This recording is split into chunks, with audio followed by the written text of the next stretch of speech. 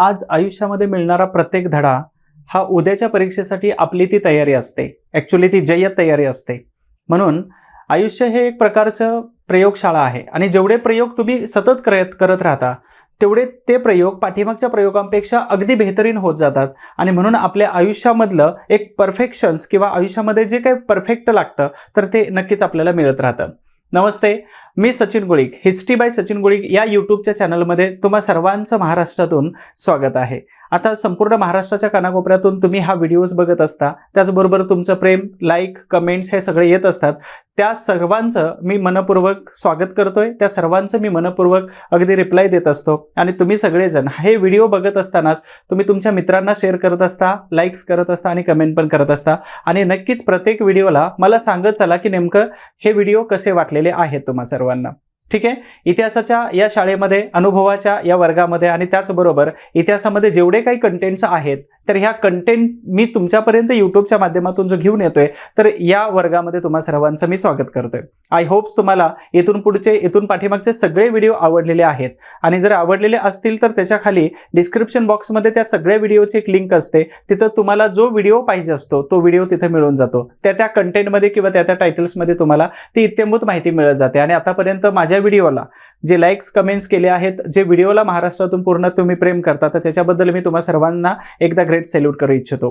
आज 9 ऑगस्ट आहे आणि हा 9 ऑगस्टच्या निमित्ताने आज हिरोशिमा नागासाकी दिवस हा पण आपल्याला व्हिडिओमध्ये बघायचा आहे. त्याचबरोबर या व्हिडिओमध्ये अगदी आदिवासी दिन, काकोरी कट आणि ऑगस्ट क्रांती हे महत्त्वाचे 4 कंटेंट आजच्या या टॉपिकमध्ये आपण विशेष चर्चा करणार आहोत. 9 ऑगस्ट आहे तर 9 ऑगस्टच्या दिवशी आपण हे व्हिडिओ, हे कंटेंट आपण सविस्तर बघण्याचा प्रयत्न करत आहोत. तुम्ही हा व्हिडिओ, मला अपेक्षा आहे की शेवटपर्यंत बघावा. या व्हिडिओच्या माध्यमातून जेवढी काही इन्फॉर्मेशन तुमच्यापर्यंत दिली जाते नक्कीच ती नवीन असते.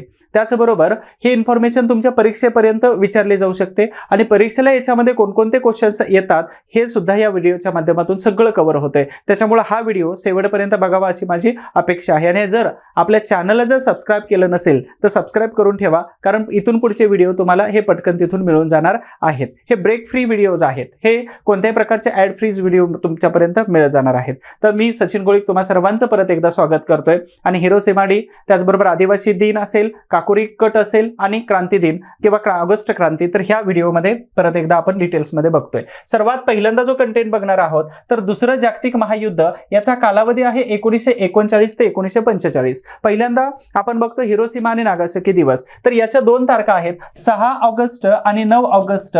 6 ऑगस्ट 9 ऑगस्ट 1945. मग 6 तारखेला पण आपण आजच शिकणार आहोत ह्या 9 ऑगस्टच्या तारखेच्या दिवशी. आता ह्या दोन्ही शहरावरती म्हणजेच इथं ही आणि ना म्हणजेच हिना, अर्थातच 6 ऑगस्ट हिरोशिमा आणि 9 ऑगस्ट नागासाकी. आणि परंतु तरी पण आपण 9 ऑगस्टला खूप साऱ्या घडामोडी येत असतात आणि म्हणून आपण इथं 9 ऑगस्टच्या दिवशी ही कंटेंट परिपूर्ण शिकण्याचा प्रयत्न करतोय. शेवटपर्यंत बघावा अशी माझी एक माफक अपेक्षा आहे. तर लक्षात ठेवा की दुसरं जे जागतिक महायुद्ध आहे ते 1939 ते 1945. मग पहिलं महायुद्ध कधी झालेलं होतं तर 1914 पासून पहिला महायुद्धाचा कालावधी 1914 पासून 1918 पर्यंत आहे. याच्यावरती तुम्हाला काही क्वेश्चन्स विचारलेले जातात. त्यानंतर दुसरं महायुद्ध सुरू कधी झालं होतं तर 1 सप्टेंबर 1939 आणि संपलं होतं कधी तर 2 सप्टेंबर 1945. जपानने शरणागती पत्करली आणि आशिया खंडातून या युद्धाची समाप्ती झालेली होती. परंतु ऍक्च्युली या युद्धाची समाप्ती युरोप खंडामध्ये ही मे महिन्यामध्ये झाली होती आणि तिथं विन्स्टन चर्चिल यांचं सरकार जाऊन तिथं क्लेमंट ॲटली हे भारताला स्वातंत्र्य देण्याच्या बाजूचे होते. तर यांचं सरकार भारतामध्ये, इंग्लंडमध्ये आलेलं होतं आणि ते भारताच्या स्वातंत्र्याच्या समर्थनार्थ होतं.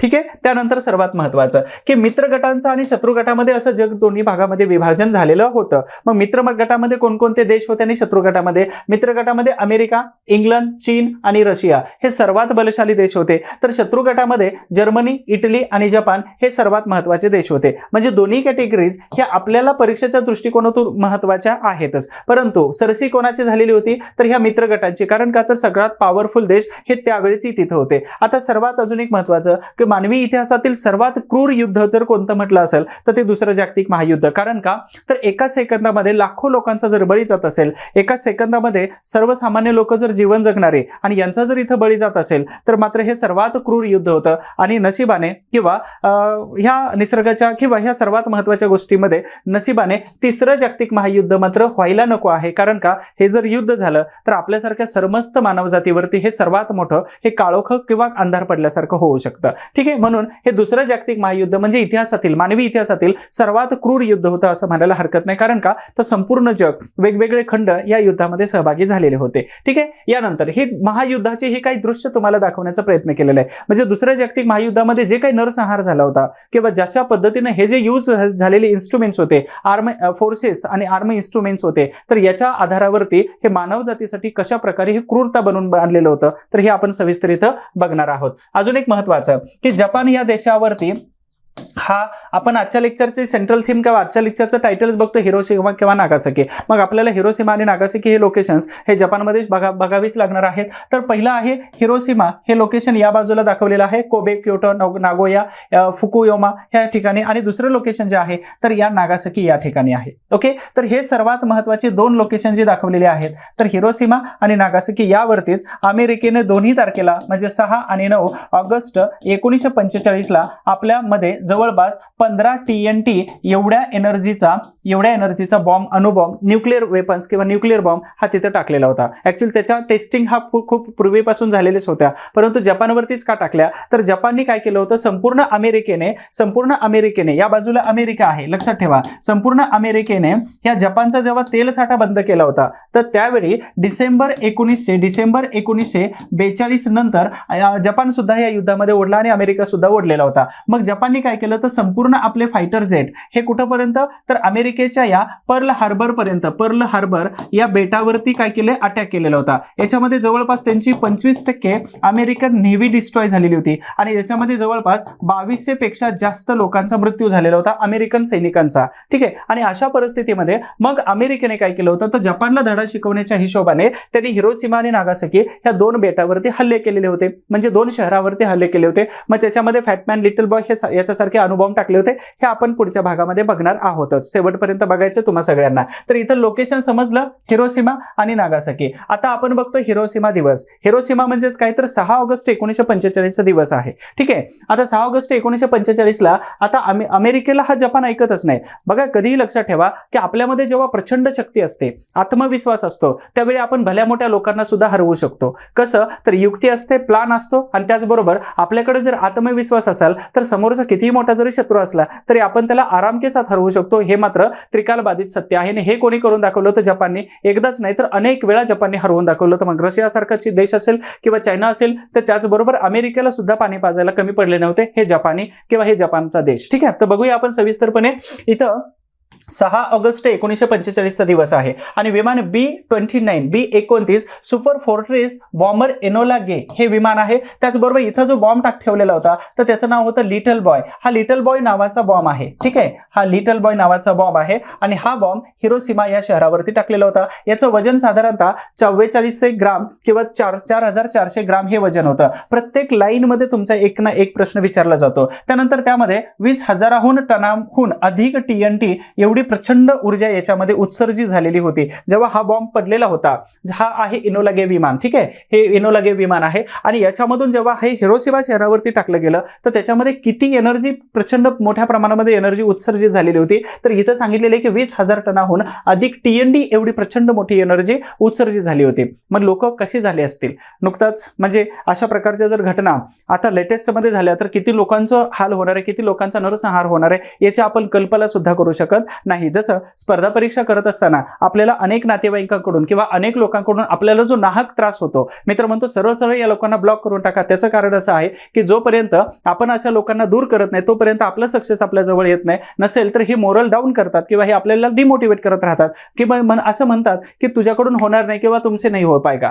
तर त्याला एकच सांगायची की वेळ सांगेल की माझ्याकडून होतंय की नाही होतंय. ठीक आहे, तर तशाच पद्धतीनं इथं उत्सर्जित केलेली जी ऊर्जा होती ती एवढ्या मोठ्या प्रचंड प्रमाणामध्ये होती. यानंतर अमेरिकेने अमेरिकेचे अध्यक्ष होते रुझवेल्ट, फ्रँकलिन डी रुझवेल्ट हे त्यांचं नाव आहे. काय? Franklin D Roosevelt. आणि ह्या रुझवेल्ट यांनी काय केलं होतं? अर्थातच ह्या रुझवेल्ट यांच्यावरून याचं नाव ठेवलं होतं लिटल बॉय. लिटल बॉय म्हणजे काय? तर यांची प्रतिकृती ही लिटल बॉय होती. परंतु नंतरचा जो बॉम्ब टाकला होता तो फॅटमॅन होता. फॅट म्हणजेच काय? तर तो मोठा होता. तर लिटल बॉय आणि फॅटमॅन ही दोन्ही नावं लक्षात ठेवा. लिटल बॉय म्हणजेच काय होतं? तर लहान मुलगा. ठीक आहे, लहान मुलगा. आता लहान मुलगा म्हणजेच काय येतं? तर यांच्या आकारावरून यांना लहान मुलगा असं म्हटलेलं होतं. परंतु नंतरचा जो बॉम्ब येतो तर त्याचं नाव आहे फॅटमॅन. फॅटमॅन म्हणजेच कोण होतं? तर विन्स्टन चर्चिल यांच्यावरून नाव ठेवलं होतं फॅटमॅन. फॅटमॅन म्हणजे विन्स्टन चर्चिल असे होते. ठीक आहे, मी फक्त असं करतोय. ठीक आहे, यानंतर महत्वाचं अमेरिकेचे अध्यक्ष रुझवेल्ट, फ्रँकलिन डी रुझवेल्ट हे त्यावेळेचे होते. आता यामध्ये सह पायलट कोण होते? तर रॉबर्ट लुईस हे महत्वाचे सह पायलट होते. अर्थातच हे सगळे क्रू होता ह्या इनोला गे ह्या विमानामध्ये बसलेला. म्हणजे 29 सुपर 40 जो बॉम्बर विमान होतं तर हे इनोला गे विमान होतं आणि याच्यामध्ये बसलेला हा क्रू होता. त्याचबरोबर हा लिटल बॉय होता आणि यानं जवळपास 20,000 TNT पेक्षा जास्त एनर्जी उत्सर्जित केली आणि या हिरोशिमा शहरामध्ये म्हणजेच त्या आत्म्यावरती जेव्हा पडला होता हिरोशिमा शहराच्या मध्यभागी तर त्यावेळी मात्र तिथला संहार हा मात्र विचित्र होता. म्हणून क्रूर संहारक युद्ध असं म्हटलं जातं. अजून एक महत्वाचं, हल्ला केल्यानंतर हे T-29 सुपर 46 हे बॉम्बर होतं इनोला गे. ते या विमानाचे सह पायलट कोण होते? तर रॉबर्ट लुईस होते. यांनी आपल्या फ्लाईट लॉग मध्ये लिहून ठेवलं होतं की हे देवा आम्ही काय केलं आहे. ठीक आहे, हे देवा आम्ही काय केलं होतं. कारण का? तर एका माणसाकडून दुसऱ्या माणसांचा जेव्हा नरसंहार केला जातो तर त्यावेळी किंचितचं मनामध्ये वाटून जातं की नाही आपण काहीतरी चुकीचं करत आलो. ठीक आहे, आणि म्हणूनच या रॉबर्ट लुईस यांना असं वाटलं होतं की आपण काहीतरी चुकीचं करतोय आणि म्हणून यांनी लिहिलं होतं की हे देवा आम्ही काय केलं. ऍक्च्युली हे मराठीमध्ये ट्रान्सलेट केलेलं आहे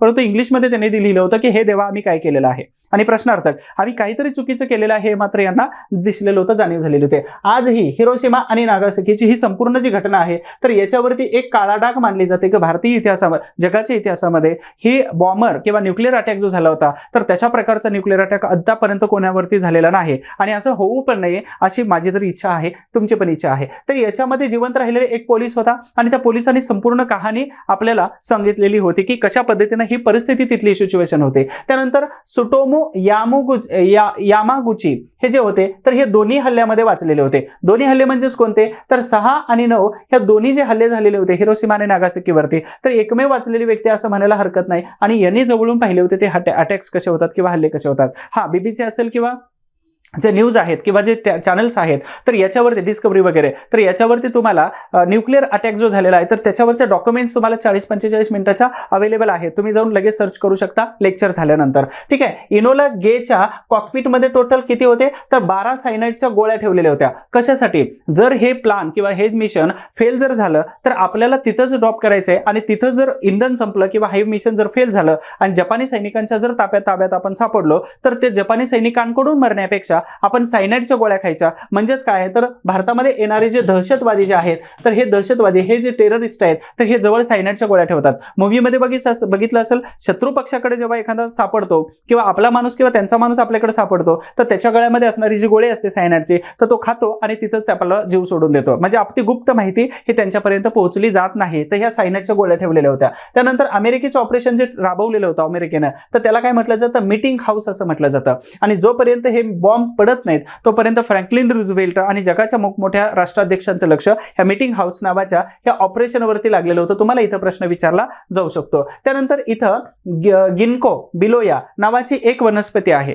ह्या वनस्पतीवरती फक्त कोणत्या प्रकारचा परिणाम इफेक्ट झालेला नव्हता, बाकीच्या सगळ्या गोष्टीवरती तिथं इफेक्ट झाला होता जपानच्या त्या हिरोशिमा शहरावरती. मग तुम्ही कल्पना करू शकता की अशा प्रकारचं हे इनोला गे नावाचं जे विमान आहे ते ह्या विमानाने किती मोठा कहर केला होता. आणि हे इनोला गे सुपर 29 हे विमान आहे आणि यातूनच तो जवळपास 15 पेक्षा जास्त TNT असणारं आणि 20,000 पेक्षा जास्त उत्सर्जित ऊर्जा करणारं इथं ह्या बॉम्ब टाकला होता. त्याचं नाव होतं लिटल बॉय. ठीक आहे, यानंतर आता इथं 6 ऑगस्ट 1945 जपानमधील हिरोशिमा या ठिकाणी पहिला अणुबॉम्ब टाकण्यात आला. आता या अणुबॉम्बचा स्फोट झाल्यानंतर हिरोशिमामध्ये जवळपास 13 चौरस किलोमीटरच्या परिसराचा विध्वंस एवढ्या मोठ्या प्रमाणामध्ये झाला होता की आकाशामध्ये कित्येक किलोमीटर पर्यंत धूळच होती. आकाशामध्ये कित्येक किलोमीटर पर्यंत फक्त गडदांधार होता आणि असं वाटत होतं की एके वेळी हे जग संपतं की काय.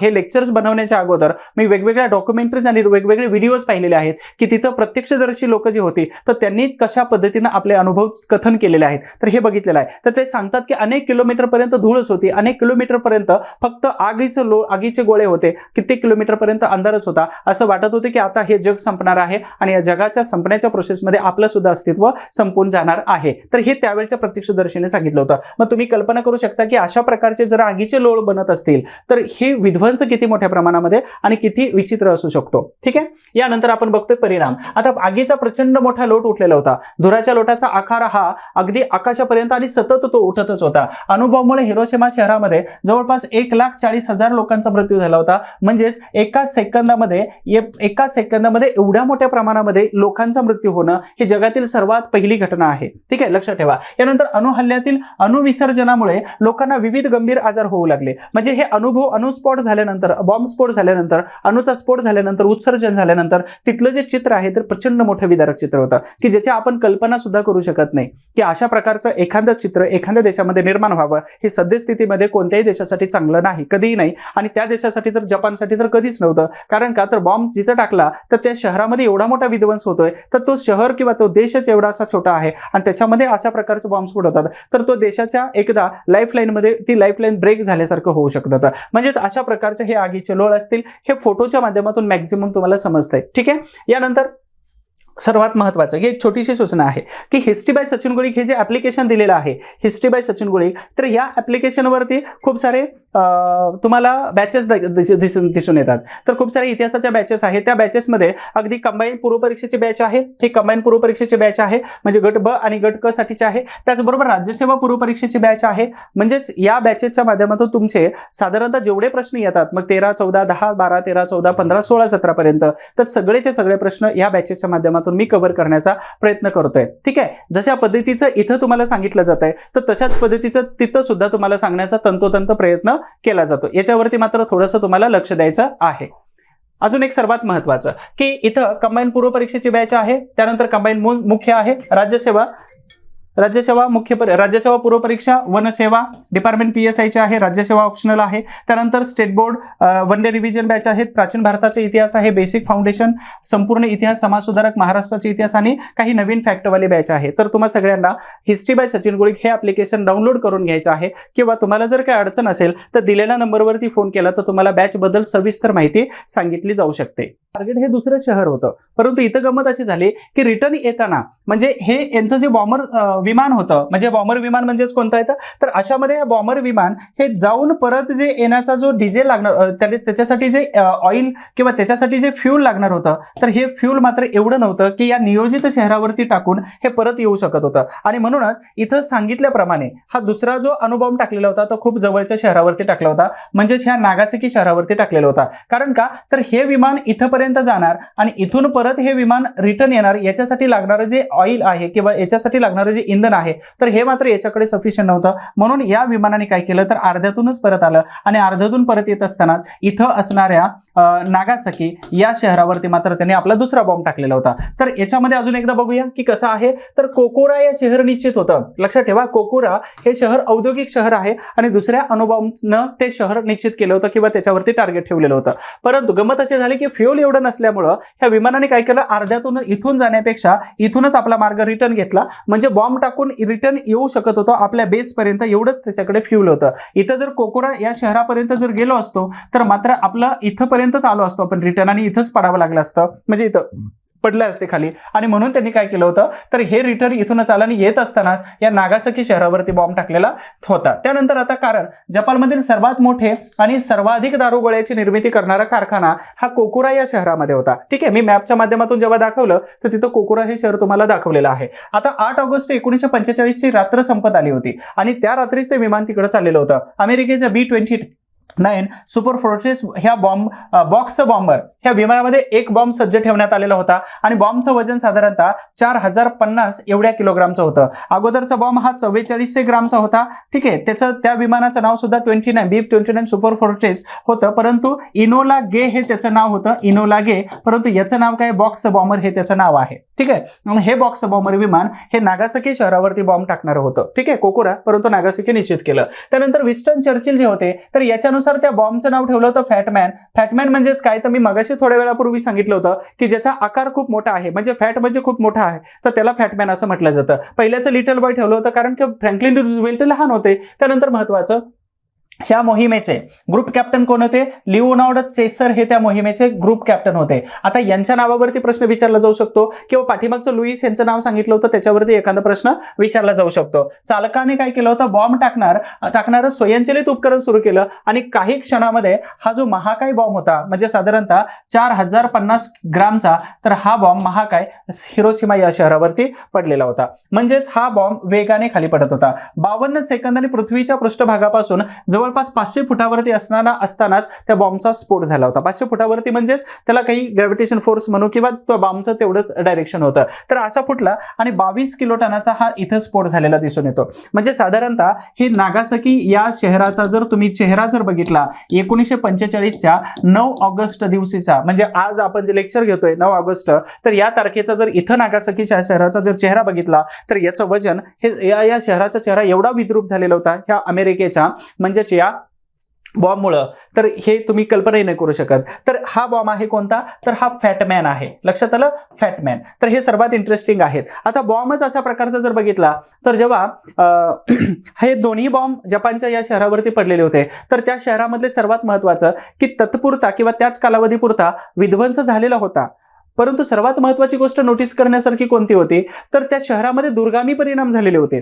म्हणजे इथून पुढच्या जे जनरेशन आहेत तर यांच्यासाठी सुद्धा खूपच विचित्र परिस्थिती तिथं निर्माण झाली होती. म्हणजे तिथंही अजून पीएच म्हणजे फिजिकल डिसेबल किंवा तिथं व्यंग अशा प्रकारच्या मुलांचा जन्म होतो. कारण का? तर त्याच्यामध्ये किरणोत्सार, त्याच्यामध्ये रेडिओ, त्याच्यामध्ये काही रेज अशा प्रकारच्या बाहेर पडलेल्या होत्या की ज्याच्यातून कित्येक वर्षापर्यंत ह्या लोकांवरती परिणाम होत होते. म्हणजे अजूनही ते लोक तिथं फेस करतात. म्हणूनच न्यूक्लिअर अटॅक हा कोणत्याही देशाने कोणत्याही देशावरती करू नये म्हणून भारताने जेव्हा 1974 मध्ये आणि त्याच्यानंतर 1998 मध्ये 1974 आणि 1998 दोन्ही वेळेला जेव्हा बॉम्ब स्फोट किंवा अणुचाचण्या घेतलेल्या होत्या, तर त्यावेळी दोन्ही वेळेला आपलं टार्गेट काय होतं? म्हणजे इंदिरा गांधीजी आणि अटल बिहारी वाजपेयीजी. तर या दोन्ही वेळेला टार्गेट काय होतं? तर नॉट अ फर्स्ट यूज, म्हणजे पहिल्यांदा आपण यूज करायचा नाही. जर समोरून जर आपल्यावरती अटॅक झाला तर मात्र त्याला सोडायचं नाही, सगळे सोडून द्यायचे. म्हणजे उदाहरणार्थ भारत आणि पाकिस्तान या भारत आणि पाकिस्तान दोघांकडे काय आहेत? तर बॉम्ब आहेत. लक्षात ठेवा, दोघांकडे बॉम्ब आहेत. परंतु पहिल्यांदा यूज कोणी केलाय? पाकिस्तानने यूज केला. पण पाकिस्तानने आपल्या देशावरती त्यांच्याकडे असणारे 170 प्लस बॉम्बचा अटॅक जर केला तर भारताचा जवळपास 60% प्रदेश बेचिराख होणार आहे. परंतु त्याच्यामुळं अणुबॉम्बमुळे काय केलं जातं? संरक्षण होतं एकमेकांचं. कसं? अटॅक केला जात नाही. कसं? तर भारताकडे असणारे जे साधारणतः 150 बॉम्ब आहेत, साधारणतः म्हटलेले एक्झॅक्ट आकडा तुम्हाला माहिती आहे, तर साधारणतः 150 बॉम्ब आहेत. हे जर सगळेच टाकले तर पाकिस्तान संपूर्ण बेचिराख होणार आहे. म्हणजे पाकिस्तानचं अस्तित्वच समाप्त होणार आहे. लक्षात येते? आणि म्हणूनच हे समोरासमोर असणारे देश किंवा अनेक डिस्टन्सवरती असणारे देश हे अणुबॉम्ब असल्यामुळे केवळ हे सुरक्षित आहेत असंही म्हटलं जातं. म्हणजेच भारताचं जे अणुबॉम्ब टेस्टिंग जे आहे तर पहिल्यांदा यूज कधीच करणार नाही, हे पहिलं वाक्य. आणि दुसरं वाक्य जर कोणतं असेल तर ते आहे कोणतं? शांततेसाठी हे अणुबॉम्ब किंवा अणुचाचण्या, शांततेसाठी अणुचाचण्या हे भारताचं आहे. तर अशा पद्धतीनं हा आहे फॅटमॅन आणि त्याचबरोबर नागासाकी चेहरा दाखवला. आता परिणाम काय झालं होतं? प्रचंड मोठा आगीचे लोळ उठलेले होते. मग हे प्रचंड मोठे आगीचे आणि धुराचे लोळ तुम्हाला दिसून येतात. त्याचबरोबर धुराच्या लोटाचा आकार सतत वाढत जात होता आणि तो शहराला व्यापत होता. त्यानंतर नागासाकीच्या समुद्र किनाऱ्यावरती तरंगत असणारी जी जहाजं आहेत आणि बंदरावर असलेल्या बंदरा आणि जहाजांना सर्वात मोठ्या प्रमाणामध्ये आगी लागलेल्या होत्या. कारण नागासाकी हे शहर म्हणजे ऑलमोस्ट शहर जे आहे हे समुद्र किनाऱ्यावरती वसलेले आहेत किंवा किनारपट्टीवरती आहेत. आणि नागासाकीमध्ये जवळपास या दुसऱ्या अणुबॉम्बमध्ये 74,000 लोकांचा मृत्यू झालेला होता. म्हणजे पहिल्यांदा 1,40,000 अंदाजे आणि दुसऱ्यांदा 74,000. म्हणजे ही लोकसंख्या झाली कुठं? म्हणजे 2 ते 3 दिवसामध्ये 2 दिवसाच्या बॉम्ब अटॅकमध्ये जर एवढ्या मोठ्या प्रमाणामध्ये जपानची लोकसंख्या जर मरत असेल, एवढ्या मोठ्या प्रमाणामध्ये तिथं हानी जर होत असेल, तर तुम्ही लक्षात घ्या की हे अणुबॉम्ब हा देशासाठी नाही तर जगासाठी किती घातक आहे याच्यावरून तुम्हाला कल्पना येते. ठीक आहे. यानंतर आता तिथं ब्रिटिश खाणकामगार एक होता आणि त्याला युद्ध कैदी बनवलेलं होतं. पण ऍक्च्युअली त्याचं एक स्टेटमेंट होतं. ब्रिटिश खाणकामगार होता. काय सांगितलेलं आहे? ब्रिटिश खाणकामगार होता आणि त्याला नंतर युद्ध कैदी बनवलेलं होतं. परंतु त्याचं एक स्टेटमेंट होतं, खूप प्रसिद्ध होतं. तर संपूर्ण शहर हे निर्जन झालं होतं. निर्जन म्हणजे कोणी राहत नव्हतं. सगळीकडे फक्त सन्नाटाच होता. चहूबाजूने लोकांच्या प्रेतांचा खच पडलेला होता. काहीतरी भयंकर घडलेलं आहे असं आम्हाला कळालेलं होतं आणि लोकांचे चेहरे सगळे उतरलेले होते. ऍक्च्युअली आमचे हातपाय सुद्धा गळालेले होते आणि त्या त्याआधी आम्हाला अणुबॉम्बबद्दल काहीही माहित नव्हतं. इव्हन आम्ही कधीही ऐकलं नव्हतं की अशा प्रकारचे एक बॉम्ब आहे की जो आपल्या जीवावरती उठू शकतो. हे ब्रिटिश एक व्यक्ती आहे जो खाणकामगार म्हणून होता, तो त्यानंतर काही युद्धकैदी झालेला होता. तर अशा प्रकारच्या हे युद्धकैद्याचं स्टेटमेंट आहे. नक्कीच तुम्हाला हे लेक्चर आवडतंय. आता युद्धबंदी एवढ्या मोठ्या प्रमाणामध्ये नरसंहार झाला, म्हणजे जपानचा पूर्णतः कंबरड मोडलेलं होतं अमेरिकेने, आणि अशा परिस्थितीमध्ये परत एकदा जर्मनीची मदत करायला जपान भले कसा जाईल, तर नाही जाणार आहे. मग इथं काय झालं होतं, जपानची शरणागती. मग 15 ऑगस्ट रोजी जपानचे सम्राट होते, सम्राट हिरोहितोनो. ठीक आहे, हिरोहितोने. तर या सम्राटांनी, हे सम्राट होते हिरोहितोने, तर या सम्राटांनी काय केलं, जपानच्या आत्मसमर्पणाची घोषणा केली. आणि आत्मसमर्पणाची घोषणा हे एका रेडिओ मार्फत केलेली होती. म्हणजे जपान सुद्धा दुसऱ्या जागतिक महायुद्धामध्ये आपलं माघार घेत आहे. म्हणजे जर्मनीनं ऑलरेडी मे मध्ये माघार घेतलेलीच होती 1945च्या. तर जपान हा अगदी अमेरिका असेल, ऍक्च्युली हे युद्ध इंग्लंड आणि जर्मनी यांच्यामध्ये राहिलेलं नव्हतं. हे युद्ध इंग्लंड, जर्मनी आणि रशिया किंवा फ्रान्स यांच्यामध्ये मर्यादित राहिलेलं नव्हतं. तर जागतिक स्वरूप जेव्हा घेतलेलं होतं तर या युद्धामध्ये प्रतिष्ठेचं युद्ध बनून गेलेलं होतं. आणि अमेरिकेने या युद्धाला मात्र वेगळीच प्रतिष्ठा प्राप्त करून दिली होती. आणि अमेरिका वर्चस्ववादी आहे किंवा साम्राज्यवादी आहे किंवा आपण पॉवरफुल आहोत, तर याच्यासाठी त्यांनी मात्र अशा 2 घटना घडवल्या होत्या, 6 ऑगस्ट आणि 9 ऑगस्टच्या ह्या दोन्ही घटना. मात्र जपानचे राजे तुम्हाला लक्षात ठेवायचे आहेत की कोण होते, सम्राट हिरोहितोने. ठीक आहे, सर्वात महत्वाची ही घटना झाली. यानंतर अजून काही महत्त्वाचं आपल्याला बघायचं आहे की या दोन्ही हल्ल्यामध्ये जवळपास 25% पेक्षा जास्त लोक हे कोरियन लोकांचे मृत्यू झालेले होते. त्यानंतर 20 दिवस अगोदर अणुचाचणी ही अमेरिकेने घेतलेलीच होती. बॉम्ब बनवण्यासाठी त्यांनी मॅनहॅटन प्रोजेक्ट राबवलेला होता. पीस मेमोरियल या ठिकाणी जपानचा आहे, या ठिकाणी 6 ऑगस्ट आणि 9 ऑगस्ट या दोन्ही दिवशी इथं काय केला जातो, मृतांना श्रद्धांजली वाहिली जाते, सार्वजनिक श्रद्धांजली वाहिली जाते. 1964 पासून आठवणीसाठी एक मशाल सुद्धा ठेवण्यात आली होती. जसं तुम्ही इंडिया गेट या ठिकाणी जर गेला, कधी इंडिया गेट या ठिकाणी गेला तर तिथं गॅसवर जळत असणारी स्वातंत्र्य सैनिकांसाठीची किंवा त्यांच्या आत्मसमर्पण जे दिलेलं होतं तर त्याच्या स्मृतीसाठी तिथे एक ज्योत तेवत ठेवलेली असते. ठीक आहे, तुम्ही सगळ्यांनी ती बघितली असेल, युट्यूबवरती बघा किंवा वेगवेगळ्या ठिकाणी तुम्ही बघू शकता. तर अशा पद्धतीनं ह्या मॅनहॅटन प्रोजेक्टच्या अंतर्गत जो न्यूक्लिअर बॉम्ब बनला होता तो जपानच्या अगदी जीवावरती उठून पडलेला होता. आणि नाही तर एवढंच नाही, तर जपानमध्ये अनेक लोकांचा हा जीवितहानीचा कारण बनलेला होता. आय होप्स तुम्हाला समजतंय. मग जपानमध्ये जो बॉम्ब हल्ला बनलेला होता तर मॅनहॅटन प्रोजेक्टमध्ये काही लोक होते. तर अशा प्रकारे हे हिरोशिमा नेव्हर अगेन अशा प्रकारचे बॅनर्स, अशा प्रकारचे पोस्टर्स हे 6 आणि 9 ऑगस्ट या दोन्ही दिवशी हिरोशिमा आणि नागासाकी दिनी इथं फडकवले जातात जपानमध्ये. मग जपानमध्ये अशा प्रकारचं युद्ध परत कधीच नको आहे आणि म्हणून जपानने अजूनपर्यंत न्यूक्लिअर टेस्ट वगैरे केलेलं नाहीत. परंतु प्रत्येक देश हा न्यूक्लिअर बॉम्ब ठेवतो स्वतःप्रती, हे एक मात्र हिडन आहे. ओके, यानंतर सर्वात महत्त्वाचा दुसरा जो कंटेंट आलेला आहे.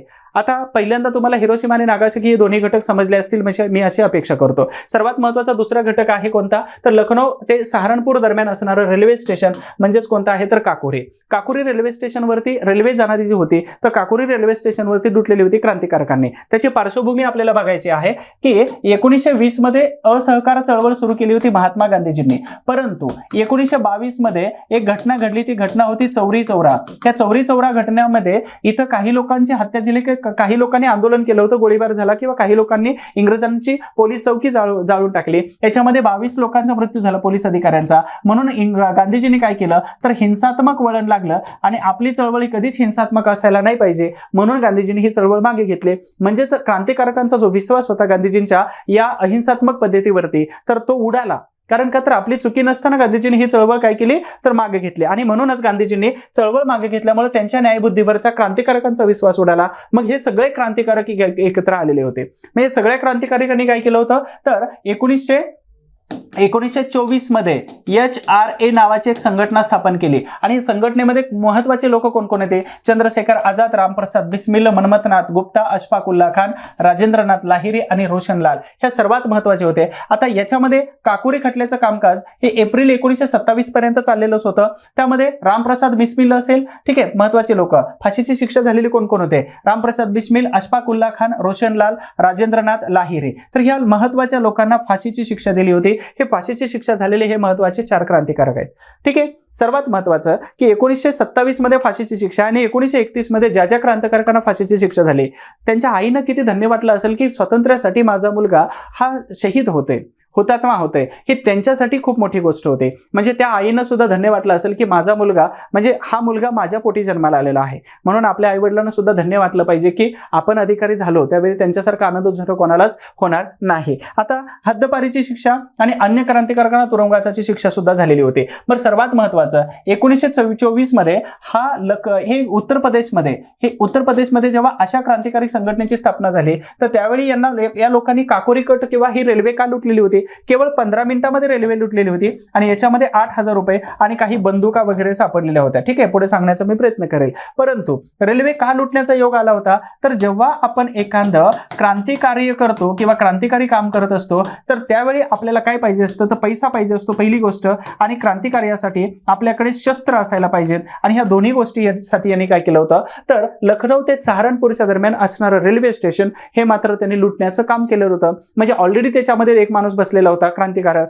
त्याच्यानंतर दुसरे बाकीचे लोक जे होते तर आतमध्ये एंट्री केली, बाकीच्यांना मारलं आणि त्यांनी काय केलं? ब्रिटिश सैनिकांना संरक्षण करताना मारलं आणि त्यांनी काय केलं होतं? हा खजिना केवळ 15 मिनिटांमध्ये लुटलेला होता. म्हणजे 1900 हे साधारणतः 25 ची घटना आहे. आता हिंदुस्थान रिपब्लिकन असोसिएशन मी जे ऑलरेडी सांगितलं होतं तेच इथं आपल्याला बघायचंय. तर 1924 मध्ये सुरू झालेली ही संघटना होती. ह्या संघटनेमध्ये चंद्रशेखर आझाद होते, रामप्रसाद बिस्मिल होते, मनमथनाथ गुप्ता, अशफाक उल्ला खान होते, राजेंद्रनाथ लाहिरी आणि रोशन लाल होते. तर यानंतर अजून एक व्यक्ती आहे, तर सचिंद्रनाथ सन्याल, तर यांनी सुद्धा पुढाकार घेतला होता आणि हेच पुढारी होते त्या महत्वाच्या HRA, त्याचबरोबर ह्या महत्वाच्या संघटनेचे. आता अजून एक महत्वाचं की HRA ही संघटना जी आहे तर ही कधी बंद पडली, त्याच्यानंतर दुसरी संघटना कधी आली, तर ह्या आपल्याला सीन पुढे बघायचा आहे. तर सर्वात महत्वाचं की हे त्यावेळेचं न्यूजपेपर आहे, न्यूजपेपरमध्ये ह्या सगळ्या व्यक्तींना अशा प्रकारच्या ज्या शिक्षा झालेल्या होत्या तर हे दिलेलं आहे. आता हा काकोरी कट कधीचा आहे? तर 9 ऑगस्ट 1925 सालचा काकोरी कट आहे.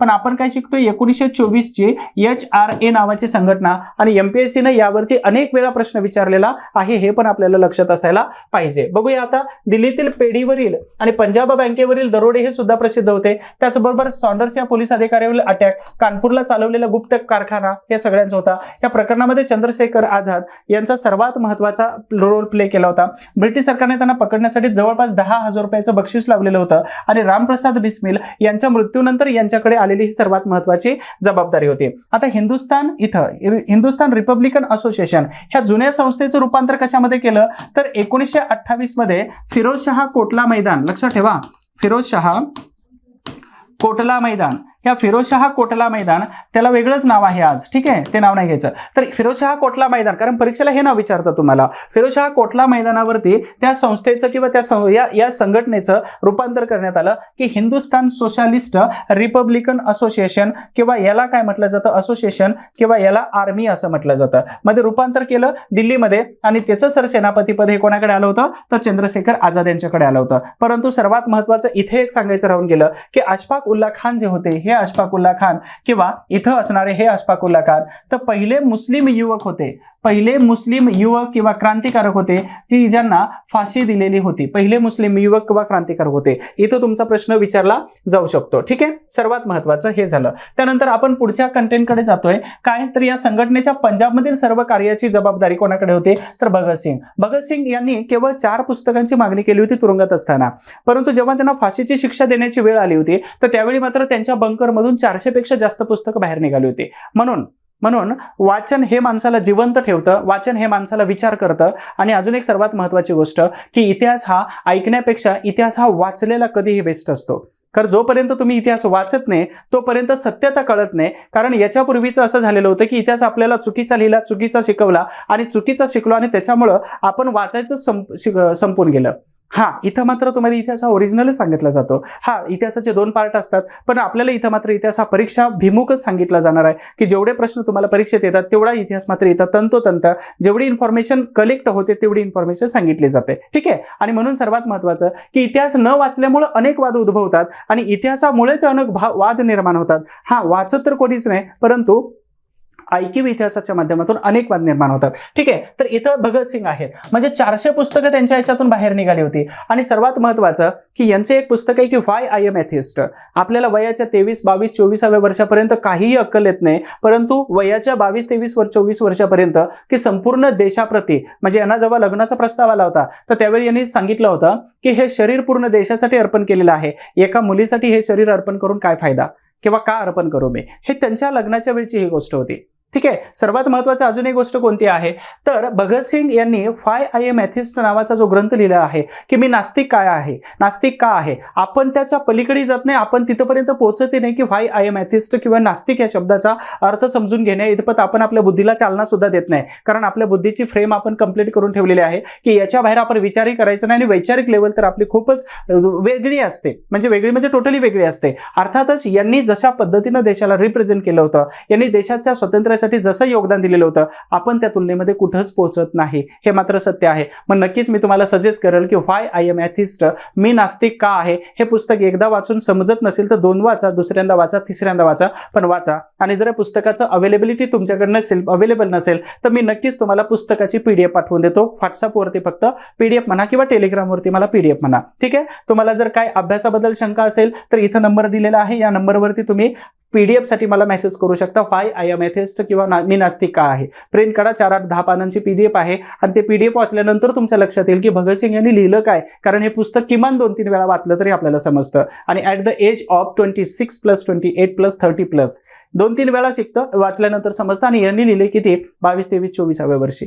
ठीक आहे, सर्वात महत्वाचं आहे. यानंतर 9 ऑक्टोबर 1928 मध्ये यांनी या संस्थेचं रूपांतर, म्हणजे यांनी ऑलरेडी 1926 मध्ये काय केलं होतं तर इथं नवजवान सभा उभा केलेली होती, नवजवान सभा. परंतु नवजवान सभा कितीची आहे 1926 ची. परंतु महत्वाचं की 9 ऑक्टोबर 1928 मध्ये या संस्थेचं रूपांतर नवजवान सैनिक संघामध्ये केलं, म्हणजेच त्याला काय म्हटलं जातं हिंदुस्थान सोशलिस्ट रिपब्लिकन आर्मी याच्यामध्ये केलेलं होतं. म्हणजेच इथं नवजवान सभा जी आहे तर ही ऍक्च्युली पंजाबमध्ये भगतसिंग हे चालवत होते. नंतर हे HSRA ला जोडलं, म्हणजे त्याचं नामकरण केलं होतं नवजवान सैनिक संघ, त्यालाच दुसरं नाव आहे Hindustan socialist Republican army association. आणि या नावावरती तुमचा प्रश्न बनू शकतो. त्यांना भगतसिंग या हे चंद्रशेखर आझाद यांचे गुरु होते. चंद्रशेखर आझाद हे गुरु होते भगतसिंग यांचे, हे पण लक्षात ठेवा. एक आण्याची रोटी आणि प्रखर इच्छाशक्ती, अर्थातच चंद्रशेखर आझाद यांच्याबद्दल आपल्याला सांगता येऊ शकतं. म्हणजेच काय होतं तर आपल्याला तुरुंगामध्ये जेव्हा जशा प्रकारची वागणूक आणि जशा प्रकारचा आपल्याला काहीतरी पैसे मिळतात,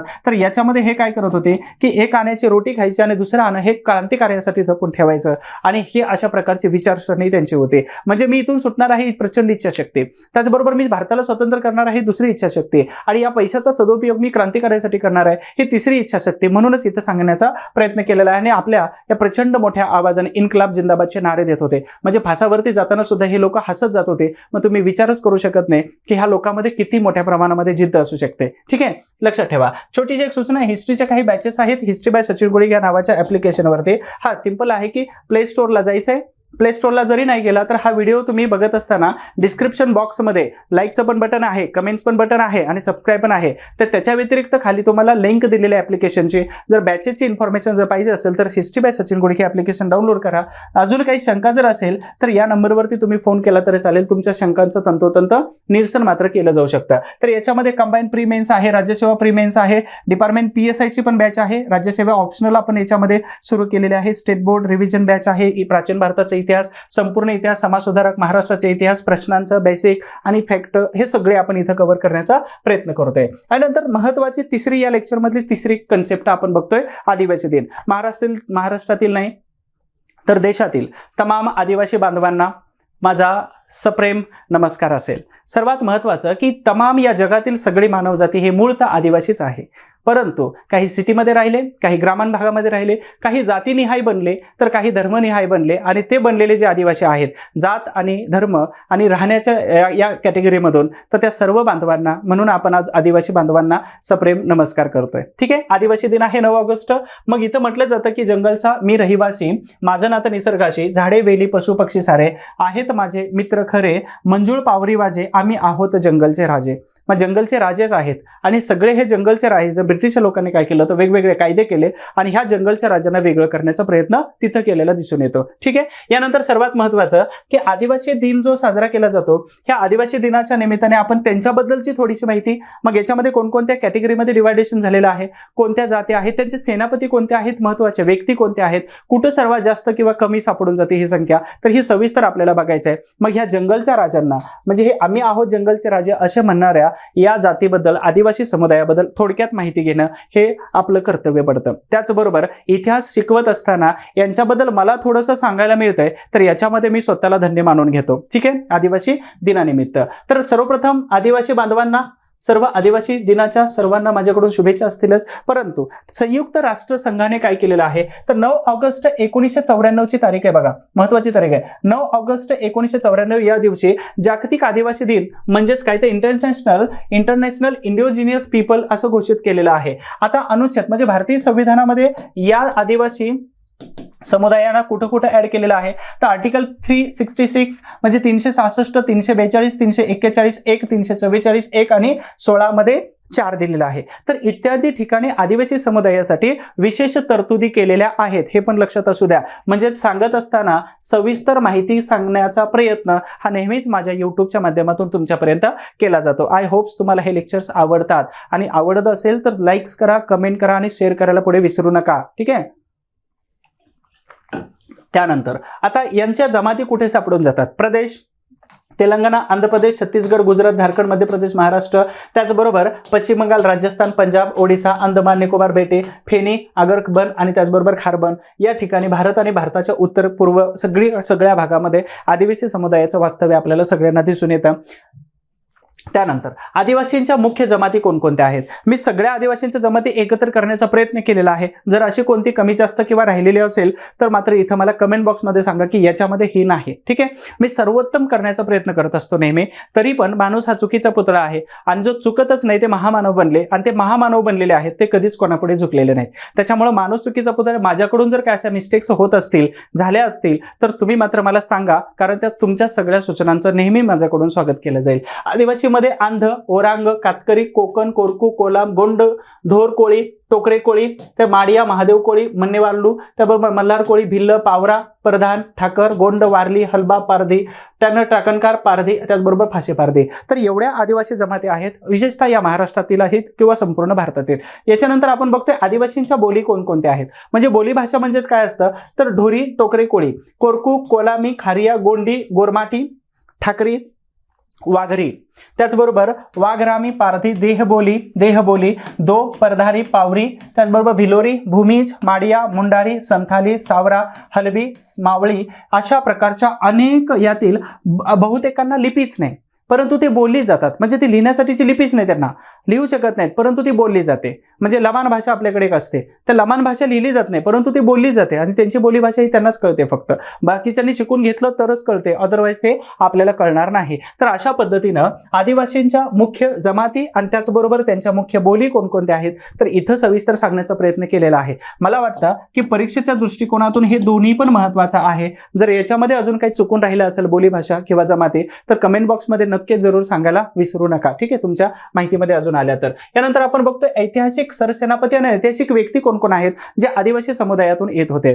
तुम्हाला सगळ्यांना माहित असेल की बिरसा मुंडा यांच्यावरती उलगडून उठावाच्या निमित्ताने प्रश्न आलेला आहे. तर बिरसा मुंडा, त्याचबरोबर तंट्या भिल्ल प्रश्न आलेला आहे. कुंवर रघुनाथ शाह, राणी दुर्गावती, राजा शंकर शाह, राणोजी भांगरे, रामशेर सिंग पारधी भोसले, वकील पारधी, राजे बख्तर बुलंद शाह, राणी दुर्गावती आणि एकलव्य हे सर्वात महत्त्वाचे झाले. किल्लेदार खेवजी गोडे, भैरवगड, रामोशी, ठाणे या ठिकाणी होते. किल्लेदार खेमाजी रघतवान किल्ले शिवनेरीवरती होते. किल्लेदार बोधाजी भालचीम चावंड किल्ल्यावरती होते आणि हुतात्मा नाग्या महादू कातकरी अक्कादेवी चिरनेर उरण किंवा रायगड या ठिकाणी हे किल्लेदार म्हणून काम करत होते. म्हणजेच काय तर यांच्यामध्ये पराक्रमी व्यक्ती सुद्धा होऊन गेलेला आहे, ज्या व्यक्तींनी इतिहासामध्ये मग छत्रपती शिवाजी महाराजांच्या कालावधीपासून अगदी पेशव्यांच्या किंवा इंग्रजांची सत्ता स्टार्ट होते तिथपर्यंत आपापल्या किंवा इंग्रजी सत्तेला सुद्धा प्रचंड मोठ्या प्रमाणामध्ये या विरोध केलेला ह्या आदिवासी महत्वाच्या व्यक्ती, सरसेनापती किंवा पराक्रमी पराक्रमी व्यक्ती आहेत. हा त्यांच्या शौर्याला नेहमीच सलाम असणारच आहे. आणि त्याचबरोबर तुम्ही त्यांच्या स्मृतिदिनानिमित्त, जयंतीनिमित्त मोठे उत्सव साजरे करतात, तर ह्या उत्सवाला अगदी समर्थन आहेच. त्याचबरोबर ते केलंच पाहिजे, कारण का तर ते त्याच्यासाठीचे पात्र व्यक्ती आहेत. म्हणून ह्या सरसेनापतींना माझा मानाचा मुजरा असेल. त्यानंतर आपण बघतोय आजच्या लेक्चरचा सर्वात शेवटचा आणि चौथा टॉपिक, छोडो भारत आंदोलन. 9 ऑगस्ट, ऍक्च्युली 8 ऑगस्ट पण आहे, परंतु 9 ऑगस्ट पासून इथं अरुणा असफ अली यांनी झेंडा फडकवला आणि त्याच्यानंतर हे आंदोलन एवढ्या मोठ्या प्रमाणामध्ये झालं होतं की याचा परिणाम 1947च्या स्वातंत्र्यामध्ये झालेला होता. तर बघूया, 8 ऑगस्ट 1942 ची तारीख आहे. ठीक आहे, 8 ऑगस्ट 1942 ची तारीख आहे. मुंबईच्या काँग्रेसच्या महासमितीमध्ये छोडो भारत आंदोलनाची इथं ठिणगी पडली. म्हणजे इथं ठराव मांडला, तो ठराव पंडित जवाहरलाल नेहरू यांनी मांडलेला होता. परंतु याच्या अगोदर या आंदोलनाची सर्वात महत्त्वाची पायाभरणी ही सेवाग्राम मध्ये झालेली होती. सेवाग्राम म्हणजे वर्धा. ठीक आहे, सेवाग्राम मध्ये झालेलीच होती. आणि सेवाग्राम मध्ये असणाऱ्या महालक्ष्मी मंदिरामध्ये दर्शन घेतल्यानंतर ही सगळी मंडळी जेव्हा मुंबईमध्ये आली, तर त्यावेळी इथं 8 ऑगस्ट 1942 ला छोडो भारत आंदोलनाची पायाभरणी झाली. म्हणजे आंदोलनाचा ठराव नेहरूंद्वारा मांडलेला होता. ऍक्च्युली सुरुवातीचं भाषण हिंदीमध्ये, शेवटचं भाषण इंग्रजीमध्ये, हा सरावाचा हा नंतरचा पार्ट येतो. त्यानंतर 8 ऑगस्ट 1942 रोजी महात्मा गांधीजींनी छोडो भारतचा नारा देऊन ब्रिटिशांच्या विरोधामध्ये स्वातंत्र्य प्राप्तीसाठी सर्वात मोठं आंदोलन त्यावेळेस उभा केलं. आता याच्यापूर्वी महात्मा गांधीजी 1920, 1917, 1918, 1920, 1930, 1942 तर अशा प्रकारचं त्यांनी काय केलं होतं, मोठी आंदोलन उभा केली होती. परंतु स्वातंत्र्यासाठी पोषक असणारं सर्वात मोठं म्हणजे सविस्तर भारत, संपूर्ण भारतव्यापी आंदोलन जर कोणतं असेल तर हे 1942चं आंदोलन होतं. म्हणजे हा गवालिया किंवा आझाद मैदान तुम्ही बघता, हे आझाद मैदान सद्यस्थितीमध्ये असं आहे, परंतु स्वातंत्र्याच्या कालावधीमध्ये कसं असेल तुम्ही कल्पना करू शकता की पूर्ण भाग मोकळा असेल आणि मग या भागामध्ये लोकांची जी रेग लागलेली होती तर तुम्ही मोजू शकत नाही.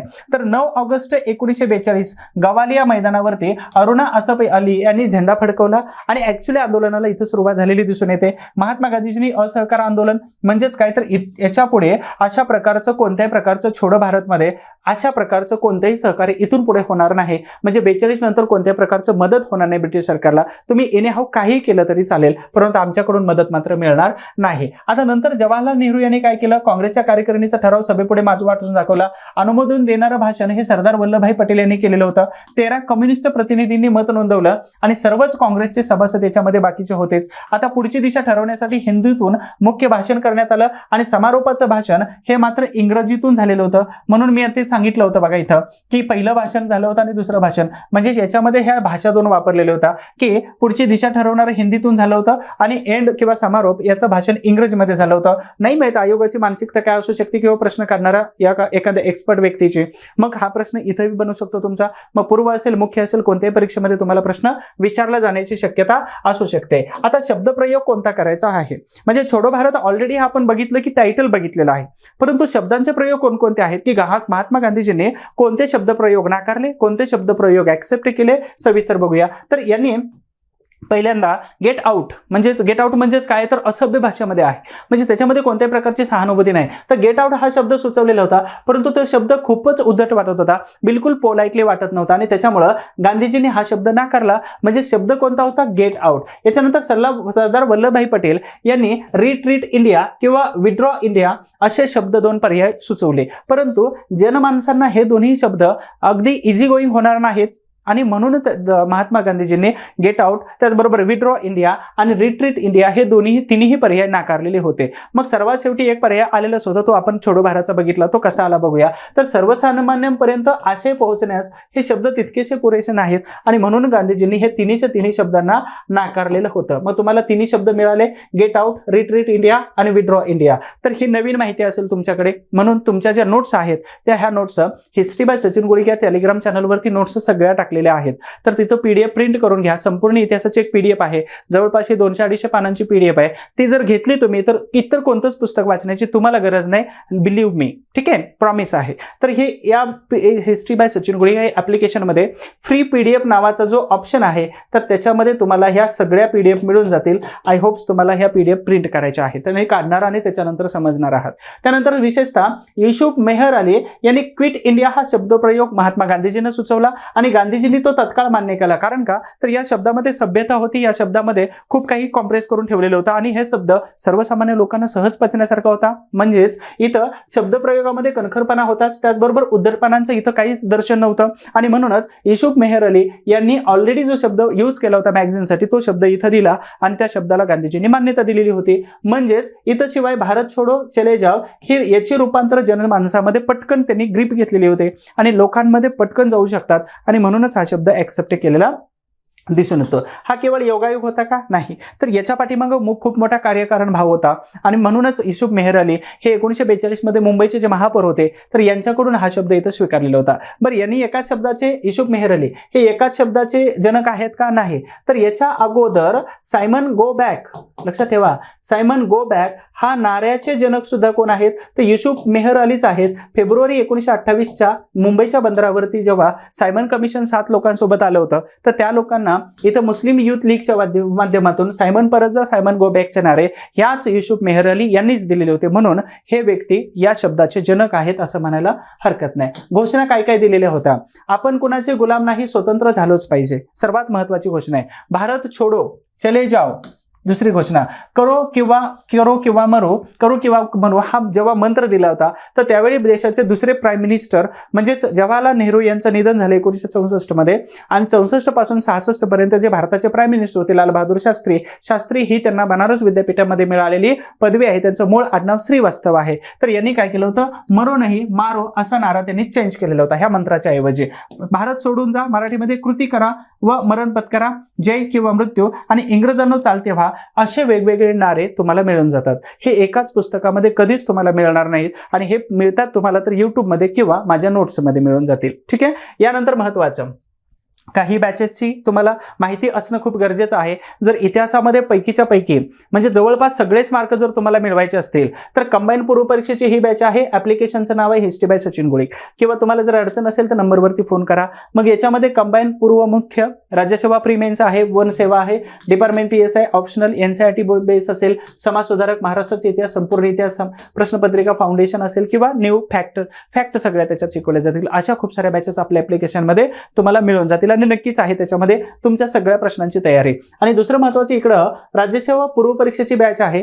म्हणजे पुढच्या परीक्षेसाठी तुम्हाला नक्कीच या बॅचेसमधून किंवा ह्या इतिहासाच्या कंटेंटमधून व्हिडिओमधून सगळी माहिती परिपूर्ण मिळणार आहे. ठीक आहे. अशा पद्धतीनं तुमच्या सगळ्यांपर्यंत आजचा जो दिवस 9 ऑगस्टचा आहे तर हिरोशिमा, नागासाकी, त्याच्यानंतर महत्त्वाचं काकोरी कट असेल, त्याचबरोबर आदिवासी दिन असेल आणि तिसरा जो घटक आपण शिकलेलो होतो तर तो ऑगस्ट क्रांती दिन. हे तिन्ही चारी घटक आपण सविस्तरपणे शिकण्याचा प्रयत्न केलेला आहे.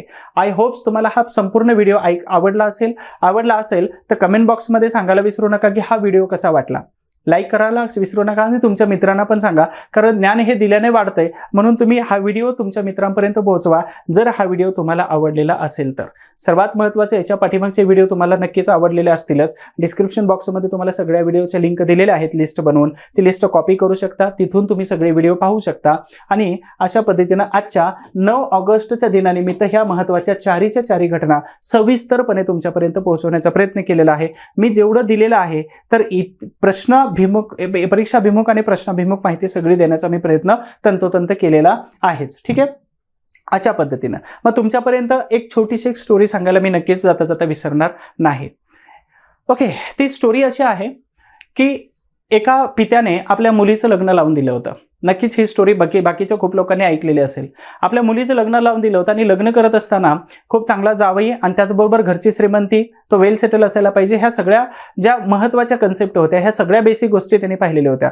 खूप सारा पैसा त्या लग्नावरती खर्च केला होता आणि मुलीला सुख मिळावं याच्यासाठी त्या पित्याने खूप कष्ट घेतले होते. ती मुलगी खूप श्रीमंत घरामध्ये चांगल्या पद्धतीनं राहत होती. परंतु अचानक त्या मुलीने आपल्या बापावरती खटला टाकला, आपल्या वडिलांवरती खटला टाकला की त्यांच्या संपत्तीमध्ये मला हिस्सा पाहिजे. तसाही भारत सरकारचा कायदाच आहे.